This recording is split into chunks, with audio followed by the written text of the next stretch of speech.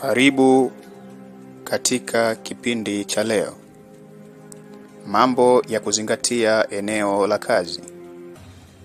Namba 1. Bosi wako si rafiki yako. Haijalishi mko karibu kiasi gani. Jifunze kuweka mipaka ya kitaalamu.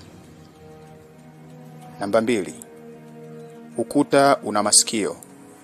Kuwa makini na unayemwamini kazini. Sikio linalosikiliza linaweza kuwa mdomo mwepesi pia. Namba 3. Waajiri wa sasa wanajali matokeo.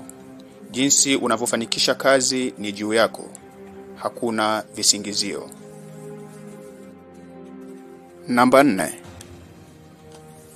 Kila mara kuna mtu mmoja au kundi la watu wanaompa bosi wako taarifa za ofisini.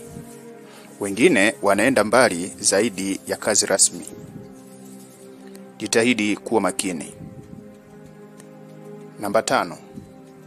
Ukiondolewa kwenye miradi au mtu akawekwa ili ajifunze kutoka kwako au kapewa cheo cha chini bila sababu ya kueleweka, hiyo inaweza kuwa dalili kuwa unaelekea kufukuzwa kazi. Usisahau kunifollow kwa kujua zaidi kuhusu mambo ya kuzingatia eneo la kazi. Asante. Nashukuru kwa kunisikiliza.